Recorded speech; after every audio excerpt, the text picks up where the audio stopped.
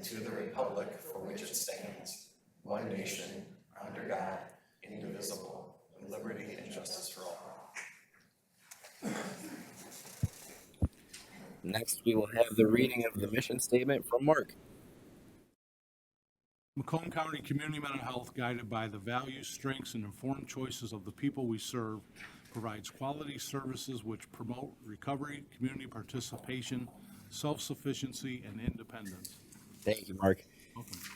Next is the adoption of the agenda. I'll take a motion to adopt the agenda with one minor change. I'd like to remove item 7B. So I'll take a motion to adopt the agenda as is minus 7B. B is in boy. Sorry, I'm a little congested, so my B's and D, all my letters are going to slur together tonight. Bear with me. So we're both doing well, Nick. Motion from Mark, support from Nick. Any comments or questions? We're going to remove that item, but we are going to bring it back up next month. We just want to run it through a few more conversations instead of just doing it tonight. So that's the reasoning for that change. All right, hearing and seeing no other comments. All in favor say aye. Aye. All opposed? Motion passes. Agenda is adopted. Next, we'll move on to the hearing of the public. Anybody from the public wishing to speak? Come to the mic. You have 5 minutes. Nobody's squirming. Nobody's jumping. We close the first hearing of the public. There will be another before the end of the meeting. We'll move on to item 5, approval of the minutes of the CMH full board meeting held on Wednesday, May 28th, 2025. I'll take a motion to approve. Motion from Donna, support from Mark. Questions about the minutes? Hearing and seeing none, all in favor say aye. Aye. All opposed? Minutes are adopted. Next is item 6, approval of standing committee meeting minutes. We did not have program and budget this month, so there are no minutes to approve there. We'll move on to item 7A, request to approve contracting with multiple vendors for community living support and respite services. I'll take a motion to approve. Motion from Mark, support from Donna. Christina, go ahead. Good evening. This is a result of a request for proposal that we did for community living services, or CLS, and then respite providers. We released this last month. We had a 4-week turnaround, and the providers that you have in front of you are those that scored high enough that we'd like to recommend to move forward for credentialing and then contracting. Any questions I can answer about them? Thank you, Christina. Lori? Of course. How do they differ? I mean, being that there's such a shortage of direct care workers, and the agencies we have, Always Care, Expert Care, Lifelong, whatever, people trying to find them. So what is their records as far as having people that want to work? So that's something they had to respond to in the bid, and they had to give us a projection of staff as well as number of individuals served and what their plan would be within so many days of contracting. So they all that we are recommending say that they have current staff and that they are able to serve, because that's a concern we always have when we do a request for proposal. We don't want staff to just leave here and go here. So it's not always the best way to support your network to increase providers.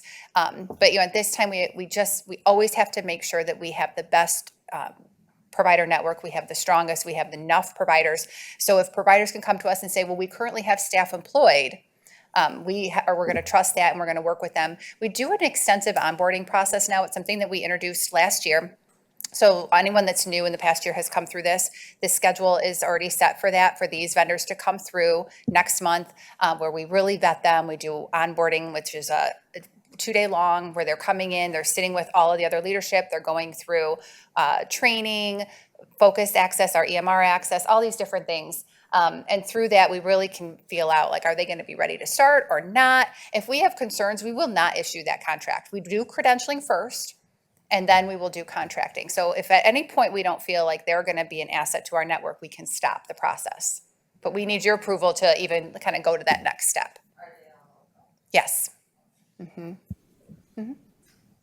I Donna, think go I ahead. read in the backup material that there were 14 companies or 14 CLS services that put in for like the bid. Correct. So we're contracting with 4 of them. Correct. So the other 10, since services are needed so badly, do we ever follow up with the other 10 and like work with them to try to get them eligible, since we need the services? I mean, for the other 10 companies, do we know why they were not eligible to contract with them? Yeah, some of them have never provided the service. You know, the bid would have illustrated to us that they didn't maybe understand the service line. So as you read through it, they're not speaking correctly about the services they're allowed to provide. They don't know the right codes. They can't detail out a service description of what is a respite service. They're getting many things wrong. We asked questions about home and community-based service waiver. They were getting them wrong. Some of them didn't submit the required documents. So, for example, they have to submit a narrative and then supporting document, insurance, background checks to principal staff. I'm trying to think of a couple of the things that we ask for. Some of them just submitted the profile app, which is just kind of demographics, and that was it. So if they don't give us enough, then, you know, it's not something that we can extend. We do keep a list of anyone that's interested. That way, if we ever have an urgent need or we're going to release an RFP, we can contact them and say, hey, you reached out at this time. Maybe they weren't ready at the time, but maybe they're ready now. And, you know, it's a good question about, do we ever get them to that point? The amount of work we would have to put in to train someone to be a provider for services that we don't direct operate would be so extensive. I'm not sure if that would be a benefit to our network for our system to stop doing, you know, utilization and audits and things, quality measures over the current network and go and work on providers that aren't ready to. You know, you're going to see next month, I'm going to bring another one forward for specialized residential services. And with those, we may have some that we say, you know, they're on the cusp, maybe they haven't started yet, but they have a home. It's licensed. Laura has already certified them. Maybe they've done work with general AFCs, things like that, where, okay, they can learn our network. We just have to teach them the EMR or the note or some things like that. That we can take the time and invest in if they're going to be a strong provider. But we don't want to take the time and invest if we don't feel like it's going to support our network. Thanks, Donna. Nick? To that point, and I apologize if I'm asking you to repeat something. That's 'cause okay. sometimes I don't catch everything in this room. Those 10 that applied and you did not recommend, do you, I understand why you don't want to have to train them to be good providers, but do you tell them what the deficiencies were so that they can work on it? So they all get a generic response that they did not meet the requirements, but then it says that they're always welcome to reach out and dialogue, and some will. Throughout this process, I've done this many times. You guys hear me go through this spiel a lot.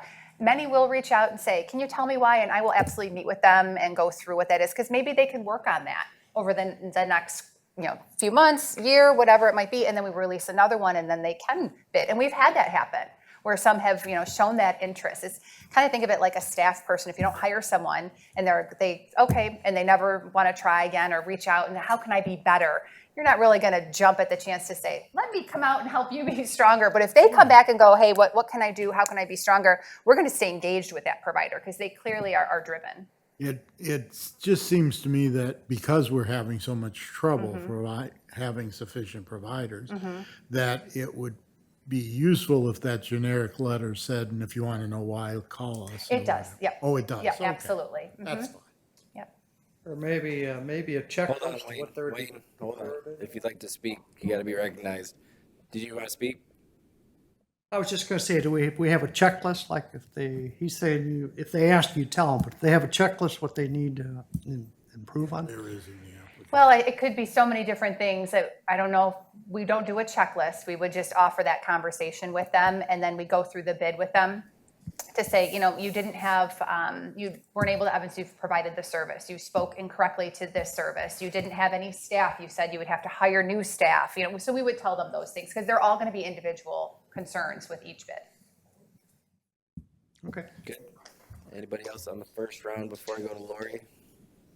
Lori, second round. Start the second round, go. All right, just so that, I don't know if everyone on the board is aware, I'm sure everyone knows what respite is, but CLS is community living support systems. Somebody like myself has utilized that system for years from Macomb County Community Mental Health. can you tell us, just so that the board knows, these are an additional four, how many do we have contracts with presently that offer these services? I should have that number memorized, but I don't have the exact number, but it's probably about 30 to 40.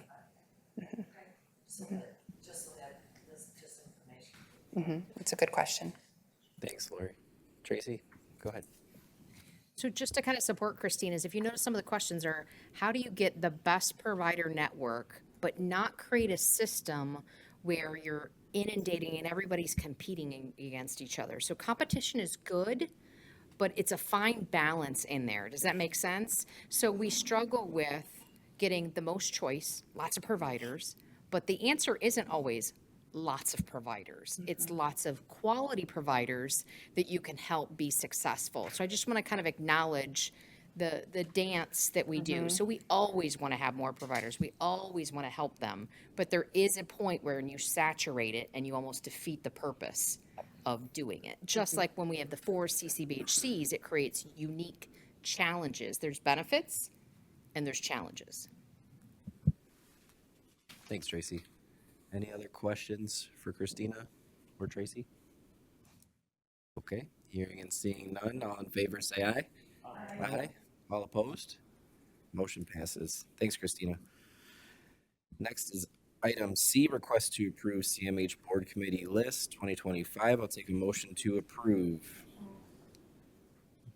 Motion from Donna, support from Julia? No, you have a question. Support from Nick. Right? Sure?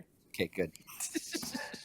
Okay, I was just gonna say, if there are any changes that need to be made that were previously discussed and not actually put on this form, please let me know. Yeah.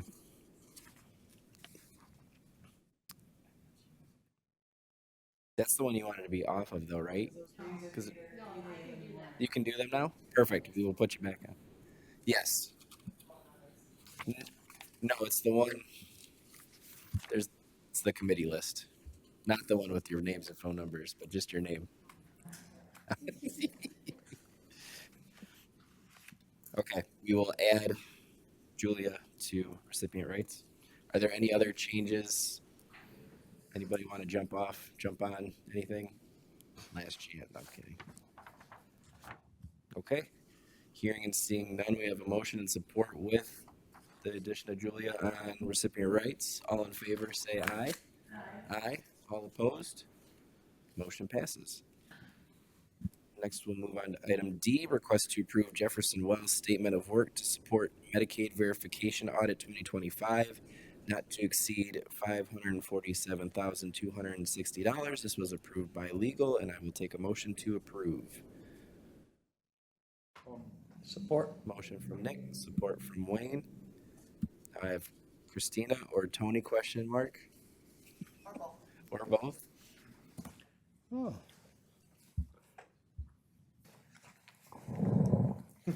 So this is the statement of work with Jefferson Wells, who was the organization that was awarded the bid for the Medicaid verification audit, annual audit. And this is just putting forward what the cost will be to conduct this audit. Finance has reviewed it, and it's in line with what they've done in years past. Anything to add with finance Yeah, component? just make it real specific. Their statement of work cost is exactly what was submitted in the RFP. So even though we've changed the scope a bit, they did not increase the cost at all. Thank you. Are there any questions? Okay. Seeing none, all in favor say aye. Aye. All opposed? Motion passes. Thank you. Thank you both.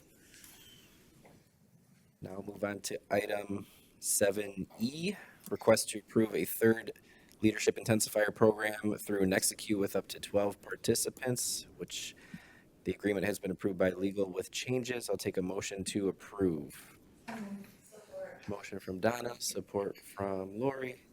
Tracy. This should sound familiar to you. This is, as it stated, is our third leadership intensifier. It will be 12. We might be able to fit in 13. We try to be flexible on that. We would like to bring this before you now because the goal would be to get out the applications as early as this week, because it would start, if this all moves forward, in September, and there would be some times off, but it would finish in, I believe, June, just to give you kind of the timeline of this particular program. Just as a friendly reminder, the concept is individuals apply. They are selected based on their applications, and those individuals receive 8 sessions of training. It's an all-day training, but they're also given a project that they take on. They also have a mentor and a buddy that they kind of comes alongside them to help them succeed. The overall results of this, of course, is we get amazing ideas and perspectives from individuals that maybe have not in the past had an opportunity to do so. It also strengthens the leadership skills of both current leaders, but also kind of up and coming leaderships. Traditionally, it's a wide spectrum of individuals from, again, maybe somebody who's a current supervisor, but also includes individuals maybe who are wanting to desire to become a future leader in the organization. So even though I say leader in the organization, of course, the whole entire thing is based on anyone can be a leader, right? Just because your job title says that does not mean that you cannot do that. And that's kind of the generalized message. Just as a final message, because if you're picking up this, I very much believe in this. Because this will be our third group, that means we have up to 36 people, right, that we will now receive training in this. And it does create some culture and synergy around how everybody's has the ability to make a difference every day, and kind of empowering them of how to move forward and how to do that. And of course, professional development so they stay with our organization, or to be fair, become amazing humans also wherever they might go. But we want them to stay. Thank you, Want Tracy. them to stay, but Thank you, Tracy. Are there any comments or questions? Donna, go ahead. I'm really supportive of the program. I know Lori and I have attended, some of the leadership trainings and when they presented, and it's been absolutely wonderful. But I wondered, I noticed in the contract, they have travel. And do you know, I mean, I know they're local, but have they ever submitted travel for us since they're local, or is that just generically in their contract? the person who comes physically is actually not local. Oh, Yeah, there is some connection to the local area, but he's not always. So sometimes he's physically here already, and sometimes he is not. oh, okay, so we have that cost of travel. There have been, yes. I just wondered if that has been something we've paid for in the past. Okay, thank you. Thanks, Donna. Any other comments or questions? Okay, hearing and seeing none, all in favor, say aye. Aye. All opposed? Motion passes. Next, we'll move on to item 7F, request to approve proposal with Lakeview Consultants LLC. This has been approved by legal with changes. Take a motion to approve. Support. Motion from Nick, support from Wayne. Tracy. This is just an agreement to position us as potential movements come forward directly related to the PHP procurement. If that occurs, we want to position ourselves to have the best resources in order to respond to that. Thanks, Tracy. Any comments or questions? Hearing and seeing none, all in favor say aye. Aye. All opposed? Motion passes. All right, we'll move on to item 8. We have 3 items to receive and file. First is Airfoil Marketing and Communications Board Update May 2025. Then we have the QAPIP Provider Satisfaction Survey and a summary of waiver citations and CAP resolution. I will take a motion to receive and file all those items, and then we'll go through them one at a time. Motion from Mark, support from Lori, and we'll start with Tracy. So I won't spend time on this. You do have it in front of you. Just as a reminder, Airfoil does provide us monthly and quarterly kind of reviews of both social media and media outreach. So when you get a chance, just a reminder, this is for May. We did not actually see in May a ton of increase. That was when the Mental Health Matters Awards kind of were on the end of it. But overall, we of course continue to grow with number of followers and interactions and media reports, but it was not a large amount in summary. growth month in comparison to previous months. And I'm happy to answer any questions. Our suggestion, because keep on giving these every month, is maybe we just bring before you the quarterly one, because it's repetitive, right? And we don't want to inundate you with unnecessary information. So if that's okay, you'll just start receiving our quarterly summaries of what's happening. I see nods. That's good. Great. Any comments or questions? Okay, seeing none, we'll move on to, thank you, Tracy. We'll move on to item B, QAPIP Provider Satisfaction Survey with Tema Quapip. You got it. Good evening, everyone. I'm sorry, I'm going to try and change the order a little bit. So I'm going to start with the waiver audit, just because that one is brief. I just wanted to give an update on the waiver audit that we had this year for 2025. So the state normally makes a selection for the previous year. So this was data from 2024, and they made a selection. So they pulled 65 providers from across the board, from primary providers, ancillary providers, and residential providers. And as a result, it was 469 staff members that were included in this survey, and 80 consumers were also included. So out of that, we had 31 caps. And some of the areas where we struggled a little bit was on the section of plan of care. So we did not properly document the plan of care, and we did not follow the instructions how it was prescribed. The other section was around staff qualifications and training. But the good news is this data was pulled from 2024. And by the time this survey actually took place, we had already identified these issues, and we had started working on them before the audit took place. So we have actually worked towards addressing most of these deficiencies, as you can see. And the state used to conduct this audit every other year, but now they have changed to every year. So this is going to be additional burden that we have to go through, because we have to provide a cap after 90 days of the audit. And they are saying that even though it's going to be every year, they are not going to reduce the sample size, and they are still going to go through the 90-day process of the cap. So we're working through that. Tracy wants to jump in I first. just want to add, Tema's not doing the justice to the volume of work this is. It's 2 full-time staff members for weeks upon weeks upon weeks, and that's all they do.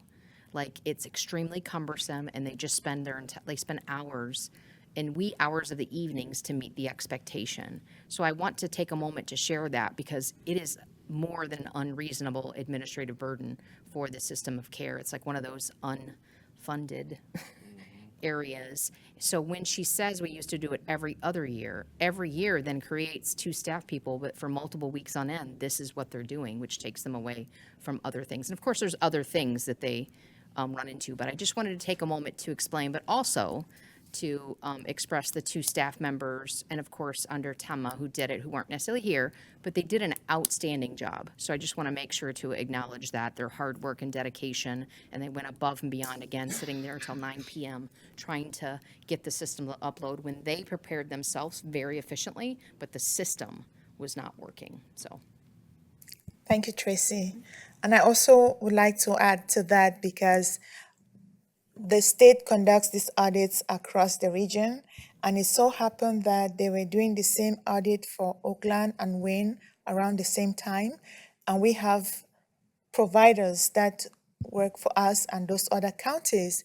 And as you will hear next in our satisfaction survey from the providers, some of them were not satisfied with the way audits are conducted. And this is a clear evidence that we don't have control sometimes over what happens, because when the state gives us their dates, they cannot alter the dates. So we just have to try and work with them. So we try to explain this to the providers, but they get so frustrated because they get bombarded around the same time with different information from the state. So that's a challenge we've been facing. We've talked to the state multiple times about it, but it looks like even next year they have not made any changes. So we have to live with that. Before we move on to the next item, I just have a question of who makes that decision? Who decided to go from every other year to every year? Is that the department, Yes, DHHS? yes, Okay. yeah. We're happy with every other year, but this change now is just putting a lot of pressure on us. And as Tracy mentioned, that extra burden now from every other year now falls to annually with no other supports that go with it. Just, hey, we're going to do this every year now is extremely challenging. So thank you for what you do, and thank you for letting us know where that came from.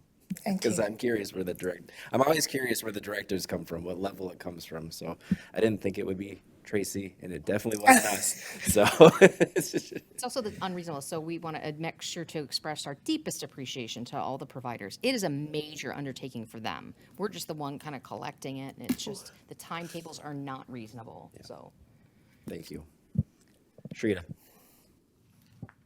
Do you think this would be an opportunity for the people up there that don't see the hard work, you guys to be able to show that the position takes more than 2 people, and maybe that can be granted if they want to make it an annual thing? The people up there, meaning the state? DHHS, who thinks that you guys just do a regular 8 hours, but clearly there's been more than 8 hours, and we can never prove that we need help. Do you think this would be an opportunity to hire 4 people instead of 2 people? If it's helpful, I can jump in. So we, of course, share our concerns about the timelines and the volume, and our concerns about moving it from every other year to every year.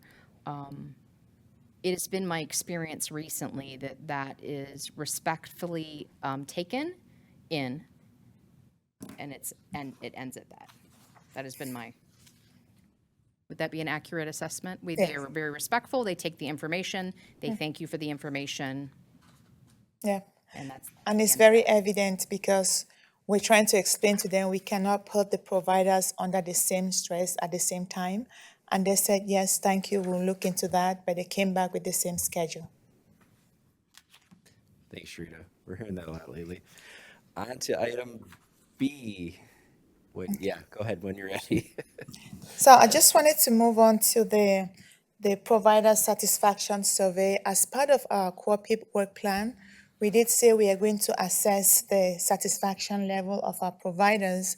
And the reason why we are doing this is we want to make sure that our providers are happy and also look at areas for improvement.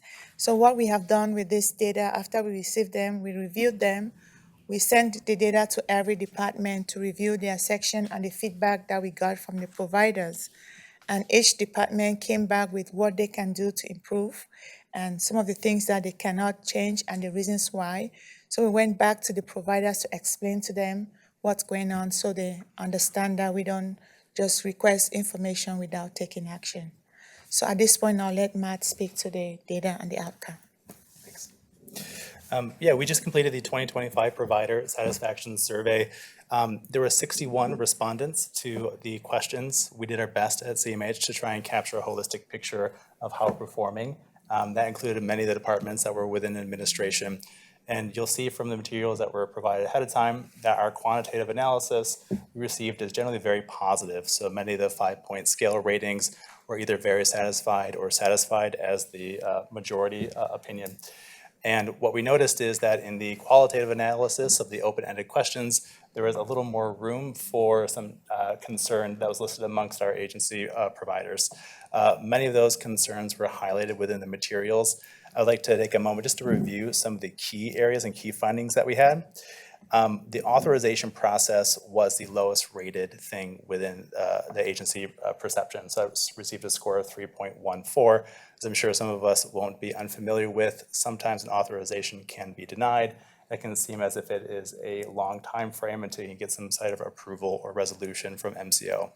And this information was provided to MCO. And they were happy to supply some efforts that they've made in the meantime to try and improve some of the outcomes. Most of these measures were already measures that were in place. They had identified that there was a longstanding issue with making sure the authorization went through more speedily and more readily.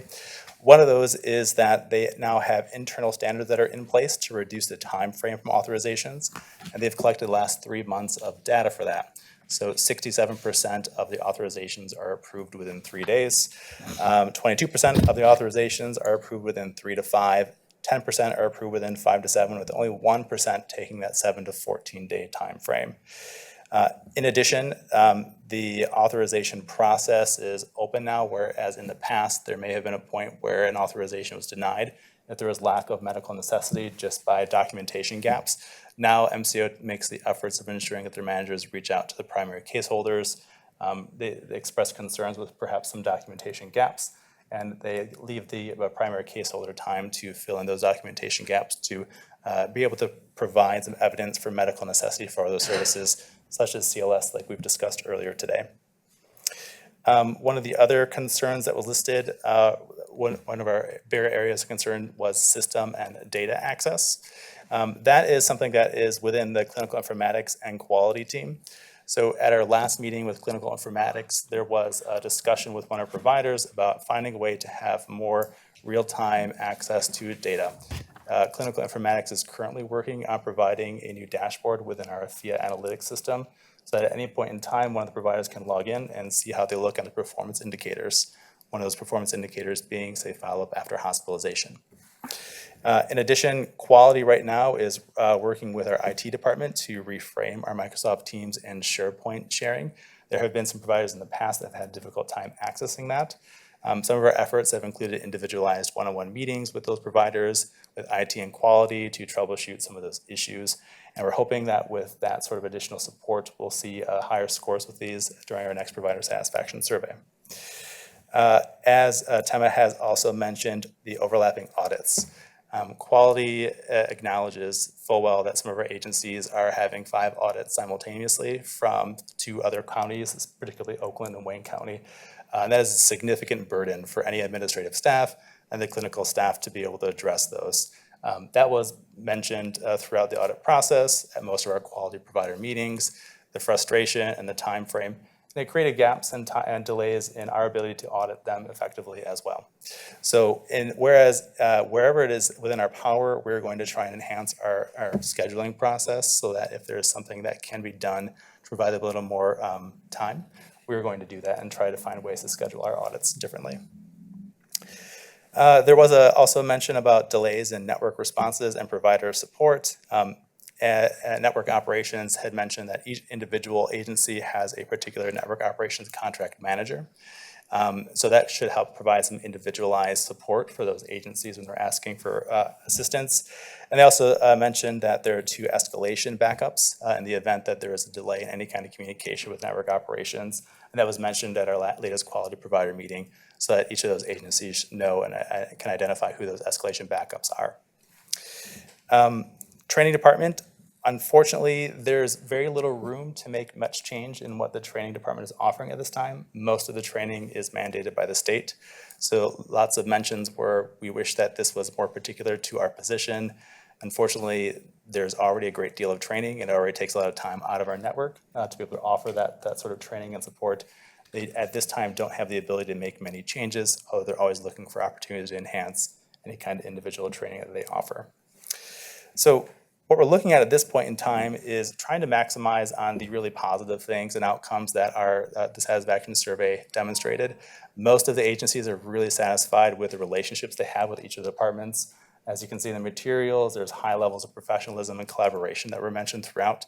So in our efforts right now to improve the relationships, we're going to lean on that collaborative nature to ensure that each individual agency has and feels supported throughout this process. And we can perhaps offer some more explanation as to why some of these things are occurring in an effort so that next year we can see some higher ratings. I welcome any questions. Thank you both. Any comments or questions? Very thorough report. Appreciate it. And all this, I'm swiping through as you're talking. I'm trying to keep up. And if I have any other questions, I'll get back to you guys. Sure thing. If any other board members have any comments or questions? Okay.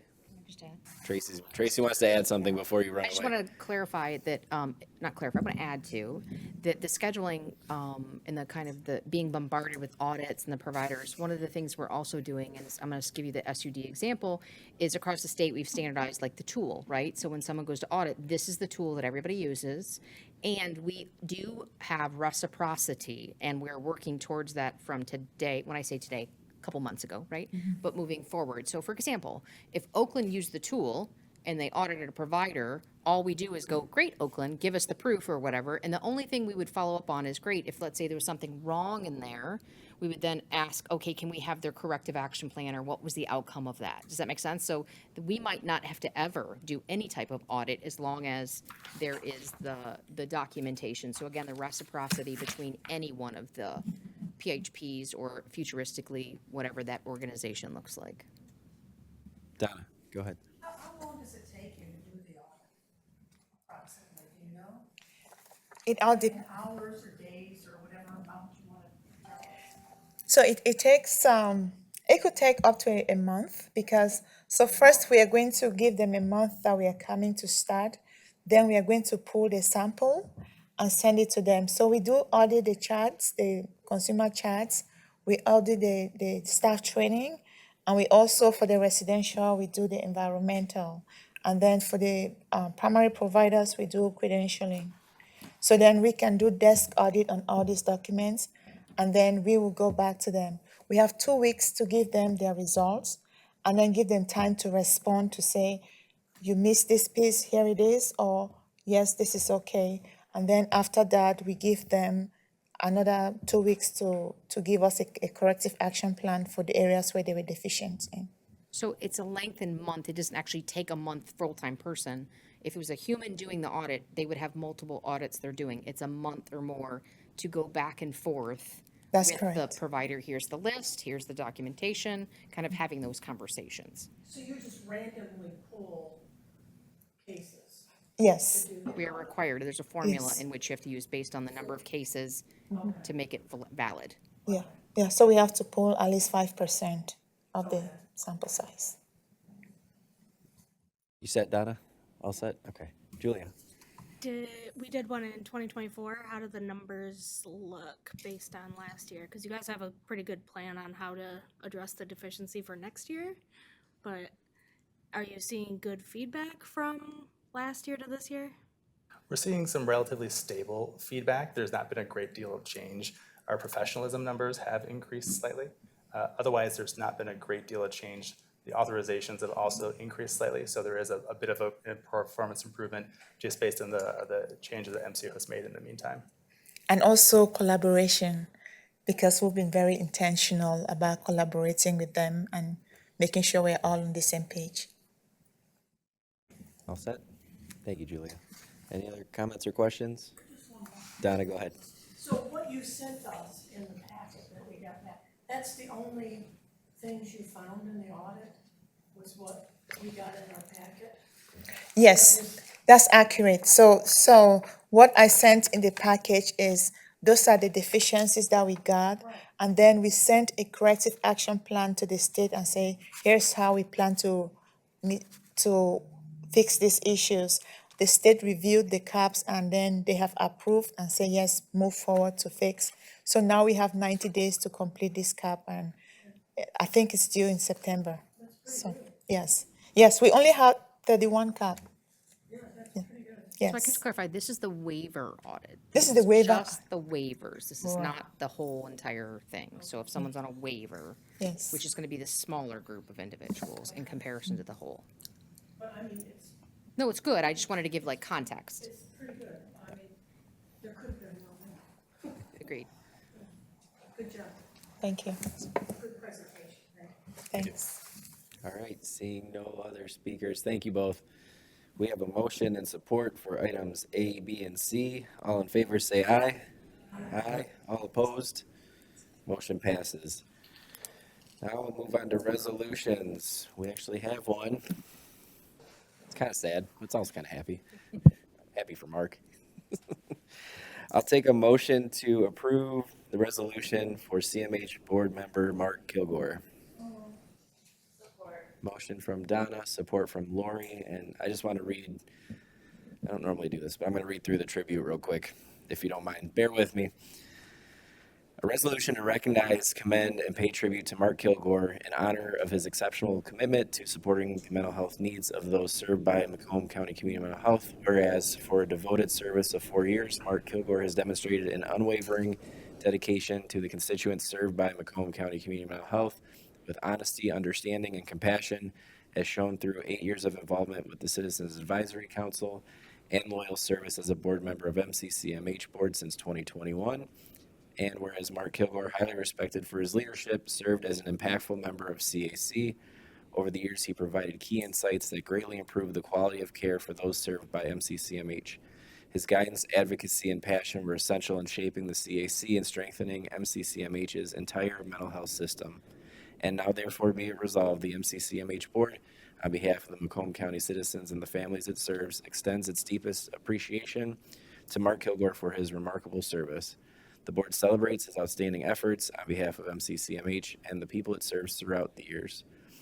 And his contributions have been invaluable. The MCCMH board expresses its sincere gratitude to Mark Kilgore. Be it further resolved that this resolution be spread upon the records of MCCMH for all time. You're always a part of us, and that a suitable copy be presented to the Kilgore family as evidence of the high regard in which he is held by the MCCMH board and the people it serves. Thank you, Mark. Thank you, Mark. Thank you for your service, not just for us, but for the community mental health community as a whole. You have been involved in this space for a very long time, and I commend you for all of your efforts. I thank you for all of your efforts, and I thank you for being a good board member. Mark has probably a better attendance record than I do, and I greatly appreciate that immensely. You being here, your input has been incredibly helpful and impactful, not only for our board, but for MCCMH as a whole. So thank you, Mark. You'll get the extra fancy one mailed to your new residence up north. Do any board members want to speak before I let Mark say anything? Nick, go ahead. I agree with everything he just said. Mark, it's been a pleasure working with you.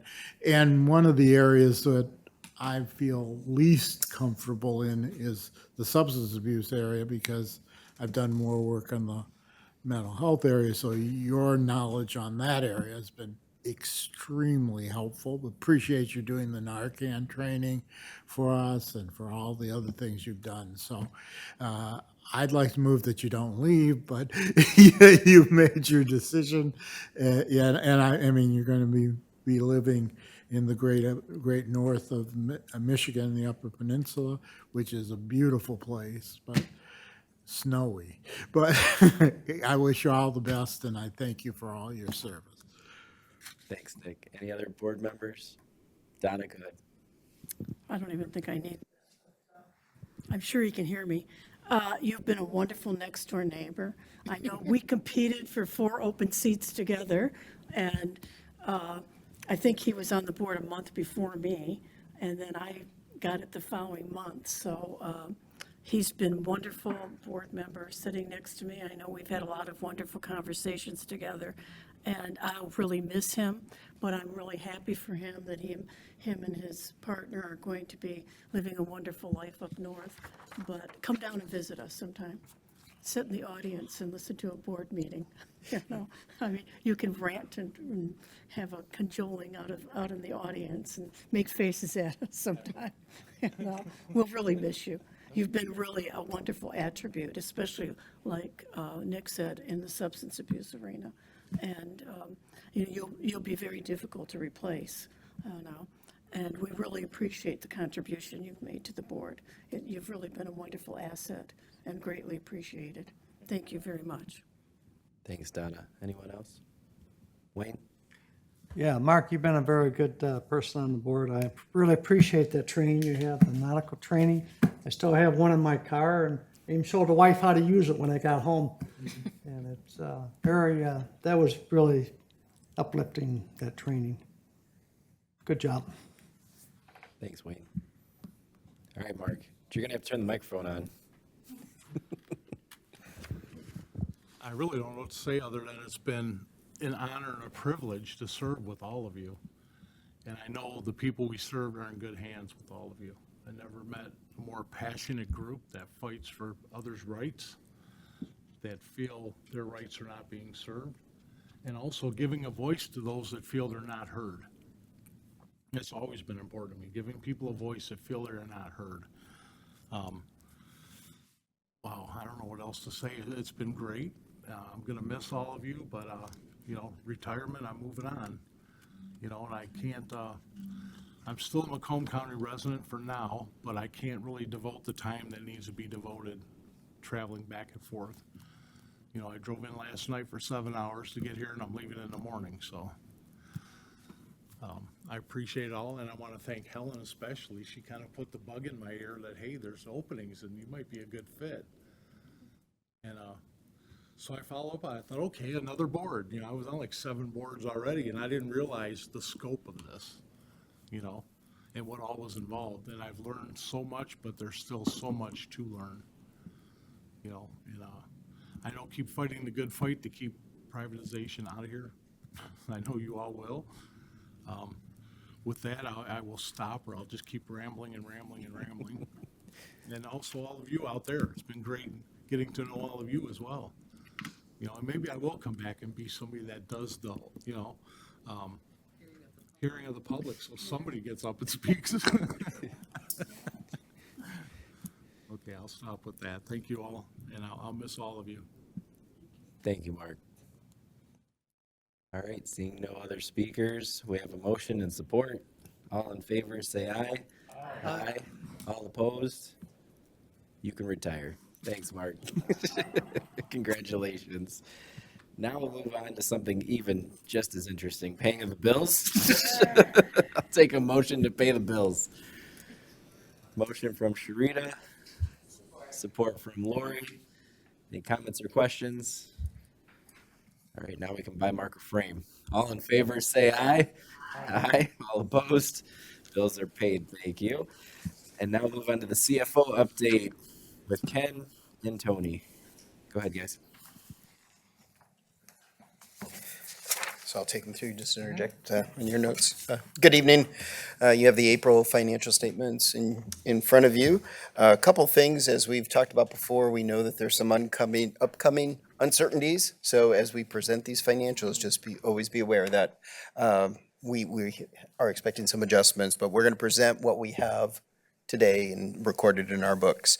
So the first thing I want to do is take you to page 2 on the charts. The one thing I do want to point out is under the eligibles. Here in April, we do have a decline that we're investigating right now. So the HMP made about a 5.2% reduction from prior month, and then the TANF about a 3.6%. So it's hard to see in the chart, but in the numbers, we had a decline. So we're going to investigate that and see what is happening there, if it was just a data issue or if there's something else going on. Going to page 3, and just so you know, Sandy let me know that I could reference my page numbers and not the packet page numbers, so that's what I'm doing. The only thing I wanted to point out there is under the liabilities, there was an increase in the due to state from prior month. You're going to see that 94 million. That is because we put in the current estimate based on our most recent FSR of what the lapse would be, and that's about $20 million. But again, we don't expect to lapse that much, but with the numbers we have currently, that is the estimate, and we put that number in, and that's what you're seeing as an increase in that chart, if you were to compare that to prior month. Unless there are questions, I'm going to skip to page 5. And again, just highlight a few of the things here. If you look under the Medicaid funding, the $20,406 under 2025 actual, so that's a surplus that we currently have. And then under Healthy Michigan, about 2.1 million of a surplus. So again, we've been reporting each month the surplus, which is good, but we have those uncertainties that at some point we're going to be able to account for. The other thing to mention there is and it came up last month, just that redirect of the CCBHC, that's $7.4 million. You'll see that down below. So that's our redirect that comes out of our capitated Medicaid and represented there under the CCBHC Medicaid line as our base capitation revenue. So those are offsets. As far as CCBHC, surplus of 6 million under the Medicaid and about 1.5 million under the Healthy Michigan. And as far as our risk reserve and our savings, no change, but we're gonna look at that, maybe start recording some addition to the ISF based on our projections, probably see that next month, and if we do that, we'll highlight that for you. You can see for this fiscal year, for the current ISF analysis we have through 2025, we've funded it, but there's roughly only 300,000 based on that analysis that we put in this year. So it doesn't have a material impact on the financial statements, but we're gonna start reflecting that there. Just one of a side piece we'll be bringing forward contract for a new ISF analysis. We need one for 26 and 27 at this point, so I'm working on that. More to come. Okay, thanks, Ken. Page 6, just at the top there, we always do highlight the redirect from general fund. You'll see the 2.369.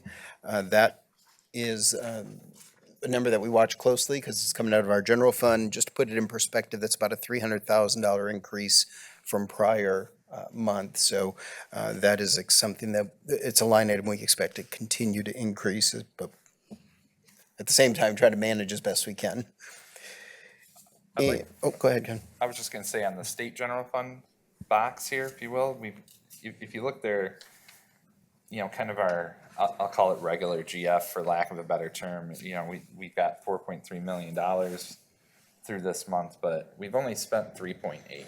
So that big negative is really related to CCBHC, not Medicaid. We know that, but I just wanted to highlight in this space that the work we've done, getting people back onto Medicaid, looking at those services, trying to manage that where appropriate.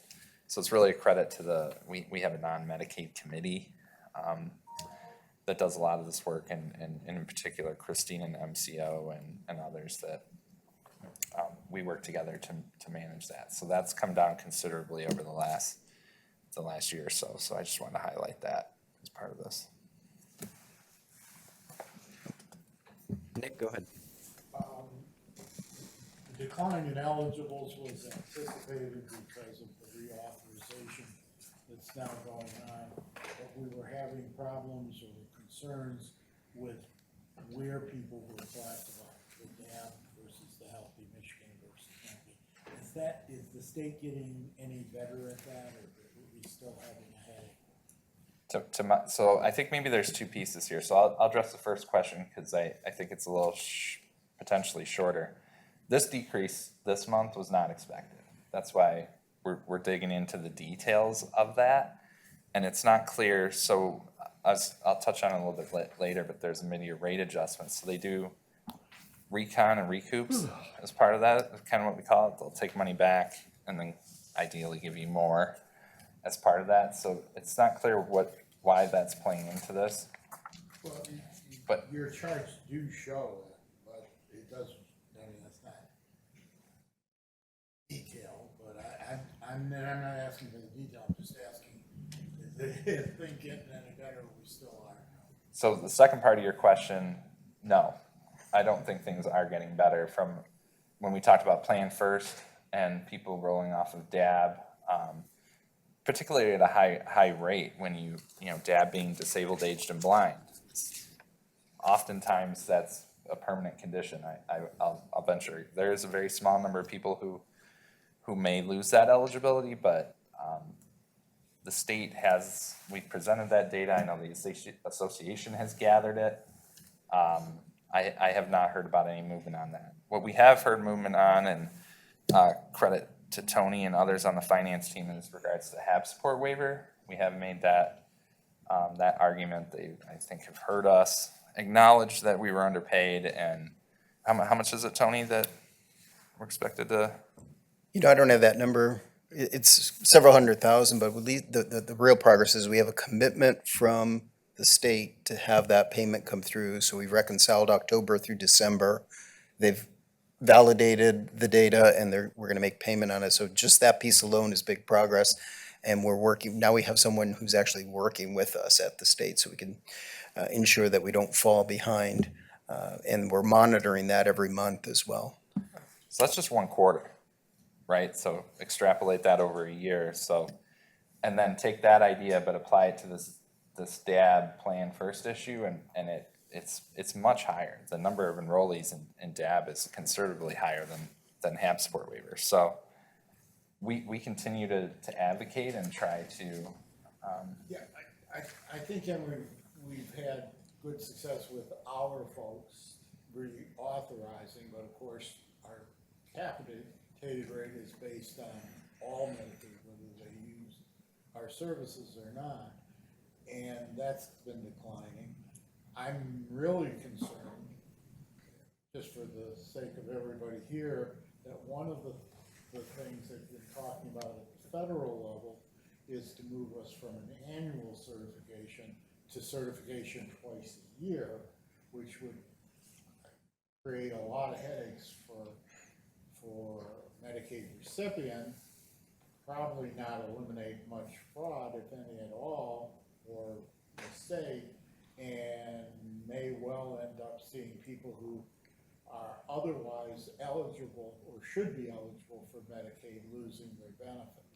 So as in the course of the travels, we've all been arguing against the Medicaid cuts at the federal level anyways, but that's a piece I think we should keep in mind because it's scaring me a lot. it'd be a tremendous burden to the whole, not just mental health, but Yeah, anyone that receives Medicaid for any reason. We've really just kind of finally got our legs under us after the PHE. You know, it's maybe not just now, but and then to add that to it, you know, that would not. Hopefully that doesn't become the case. So.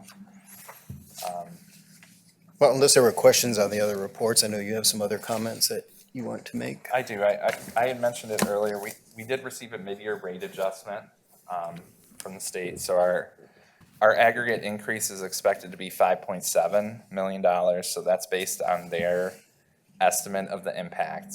We had a PHP CFO meeting the other day, and many of us are not seeing that actually happening in the data that's there.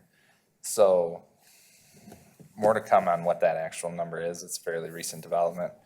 One of the things that they've confirmed, two of the things they've confirmed are not in there are the minimum wage change and the impacts to ESTA.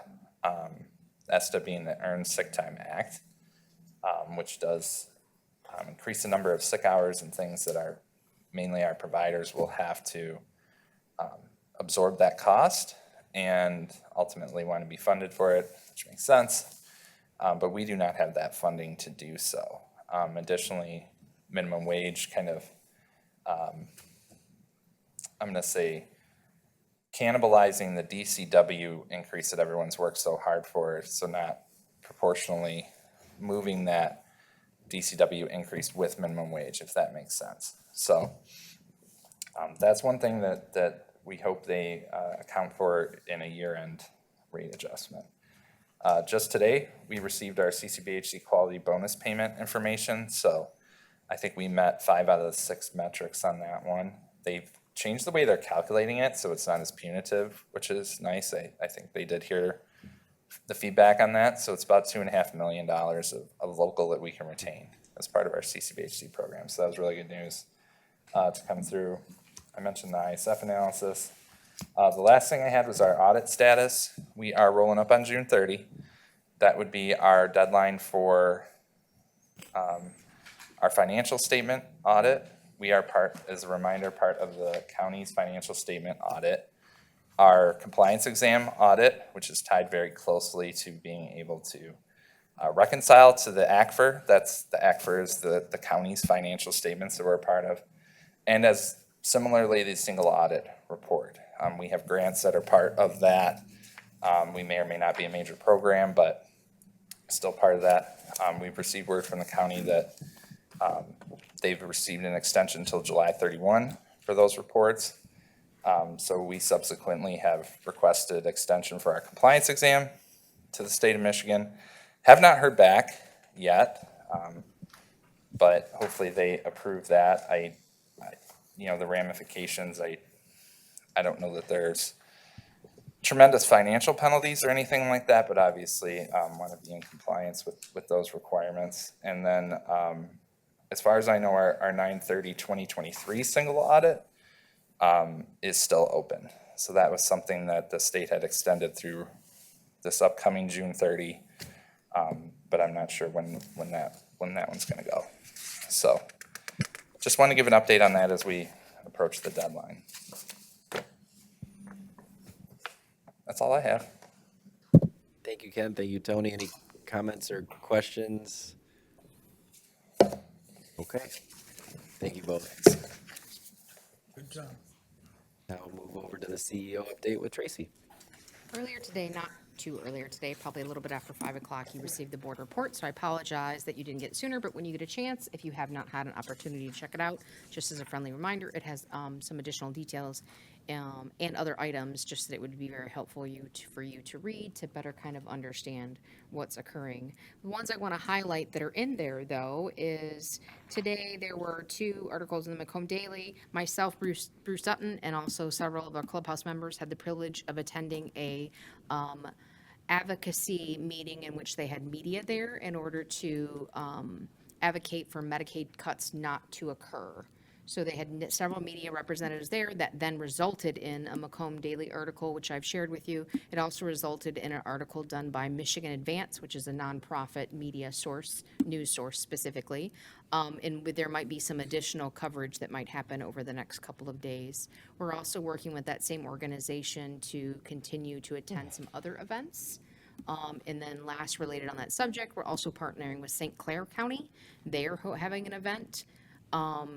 So we're reaching out to our representatives. The reason why this is occurring is it's a partnership between Sanilac, St. Clair, Lapeer, and Macomb, because a lot of that we overlap in state and senators and representatives. So that is in July. I'll share additional information about that as it gets finalized. Other topics are mental health framework. I'm going to summarize it just as a friendly reminder. Back in the day, it was referred to the PHP Plus plan. The state, about last month, I told you that they were going to delay it because that's what they told us they were going to do. They then announced maybe a week ago, forgive me, I have the date in the report, that it's back on. So what I mean by that is as of October 1st, 2025, they have intentions of implementing the mental health framework, which means a person accessing Medicare first has to become eligible, right? So they fill out all their eligibility paperwork. After that, they then have to receive an assessment. If you're a child, it's Michigans. If you're an adult, it's Locus. If you are SUD, they have not answered that question. If you are IDD, they have not answered that question.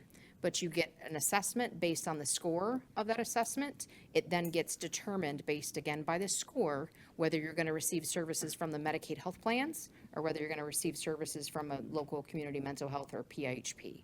So we, of course, have concerns about that. One of the concerns being the Michigans is newer and they're still working out some details. Also, the Michigans can be delivered in this fashion. The good news is it has the potential to open things up for the people we serve. The bad news is it does have the ability for individuals with limited mental health experience professionally to provide the assessment. And then is the assessment being given, right? There's human variation that can occur. So we are very concerned that a person served will or will not be able to get the right level of care based on an assessment. I'm sure, as you guys know, I give this example to people all the time, but Phil, I'm going to pick on you. Phil and I go take a blood sugar test this morning. I test as being diabetic. Phil tests as being diabetic. I'm a spry 10-year-old with great health. Phil's 95 and has heart failure, right?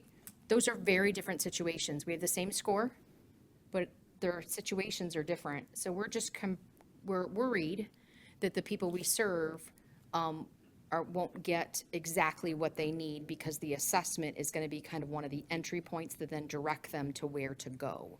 So we have very limited information. I did share the press release that the state is doing. So I would encourage you to read up on that because I also predict that being a good idea and concept to expand access, challenging to ensure that someone doesn't get caught up into that and doesn't get pegged for certain levels of care. The last thing I will say is my example of being diabetic. As you know, because I'm diabetic today does not mean I'm diabetic a month from now. So if I need to change who's serving them, one of the questions we're posing is, do they then have to do another assessment, which takes anywhere from an hour and a half-ish, give or take, for someone to then get changed. So care is not that black and white, I'm sure we can all attest to. We did submit questions, and we will continue to submit questions. We have never received a response or acknowledgement of our questions. So I would just draw your attention to that to make sure to read up on it so you have a good understanding of what that might look like, because ultimately the community will be asking. The other things in an effort, I told you we were going to continue to educate everyone, including yourselves. So in your board report and in front of you, you have an excellent infographic that was done by NAMI, the national nominee. It's for Michigan, just to be clear, but it gives you a quick snapshot. If someone said, what does Medicaid look like in Michigan? Like, who gets it? Why do they get it? But what's also very good in there, it also talks about why it would be bad for Medicaid cuts. So I would encourage you to keep this. I would encourage you to reference the electronic version that I gave you. So if you happen to be speaking in the community, this is a great reference point for some very simple messaging about why Medicaid cuts would be potentially damaging to the people we serve. The other thing, we're trying to continuously educate you on the materials that we have available in our community. You have seen this before, but you haven't seen the fancy version. So this is the fancy version of our local homeless, for those experiencing homelessness. It has a ton of local resources.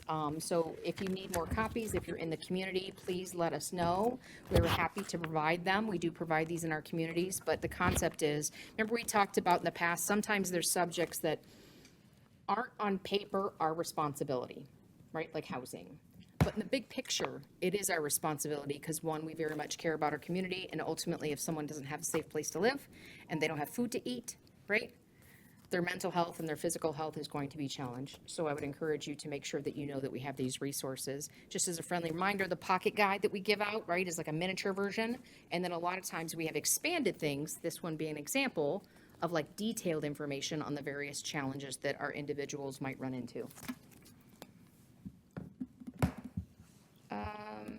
Last, I have an ask that Phil's going to reinforce. So you received 2 surveys that you were supposed to complete by June 30th. The good news is directly related to one of the surveys, which was your evaluation of your own governance. I believe 5 out of 12 have completed it. The evaluation of the CEO, which is also due by June 30th, there have been 7 of 12 that have completed it. So now Phil's going to lecture you. I haven't done either one of them. So if you haven't, don't feel so bad. And if you have done them, very good job. But you have till the 30th to do both, please. Myself included. It's really important too, because remember, that's looking at you as a governing body, what's working and what's not working. Also, what's important to you is what am I doing that's working and what am I doing that's not working. So this is your opportunity to potentially give feedback and improve that as needed. Anonymously. And it is anonymous. It is. It really is. Unless you type your name in the responses or something. Well, you all know that I didn't submit yet, so there's that. That's all I have. That's all you have? Okay. Thank you, Tracy. Nick, go ahead. Yeah, I double checked which ones I sent in, but I wasn't going to rate Pankatai. A couple typos that will be corrected for the next We're time. corrected. Thank you. I did know that. Yeah, I'm so just teasing. But what I really wanted to say in terms of what you've done right and haven't done wrong, right? The one thing I really want to commend you on and thank you for, as many of the members of this board know, my wife Peggy, who's in the audience, volunteers with the St. Vincent de Paul Society at our Catholic parish, St. Margaret's of Scotland, and she realized very quickly that all of the folks in the region, which is basically southern Macomb County, were not aware of what services were available or how to spot people who needed services. So at my request and Peg's request, Tracy did a presentation, what was that, last, Juneteenth. yeah, Day. on That's helpful. Juneteenth, and on the 19th, and I have gotten nothing but rave reviews back from everybody. In fact, some people are saying, well, maybe we can get information from other groups too. So thank you very much. You did an outstanding job. People came away from that understanding the two things we most wanted: how to spot somebody who needs mental health care or substance abuse services, and how to access them and how to get through to our access center, get them to make the application or whatever. And you left them with lots of materials, which didn't surprise me at all, because I know you always walk around with your box, and they were real happy to have quick cheat sheets to know who to call, when, and why. So thank you very much. Thank you, Nick. And I want to give Tracy an extra thank you because, as Tracy noted, it was Juneteenth, which is a county holiday, which is a day that she had off, and it was in the evening as well. So double whammy, triple thank you. I feel like I deserve like a high five. You want a high five? I'll give you a high five. It's like a Chris one. They're all gonna get a high The five. virtual high I'll five. give you air fives. There you go, virtual high five. There any other comments or questions for Tracy? Okay, thank you, Tracy. Next is other possible agenda items. We will have 3 meetings next month. Program and budget Wednesday, July 9th here at 6 p.m. We will have recipient rights advisory committee meeting at the administration building Thursday, July 17th at 8 a.m. And our full board meeting for July will be here Wednesday, the 23rd at 6 p.m. Any other board members wish to make any other comments? Mark, last chance. All right, we'll move on. Lori, jumping in at the end. Don't forget, August 16th, our Halloween Wellness Fair. Don't know where Jeff is, but so just to remind everybody, it's a wonderful day for you and families. Thanks, Lori. All right, provider comments. Are there any providers in the audience wishing to speak? Okay, seeing none. Hearing of the public? Second chance? Last chance? Going once? All right, close that. Take a motion to adjourn. I move we adjourn. Motion from Wayne, support from Nick. All in favor? Aye. Aye. All opposed? We are done. Thank you, everybody. Have a good night.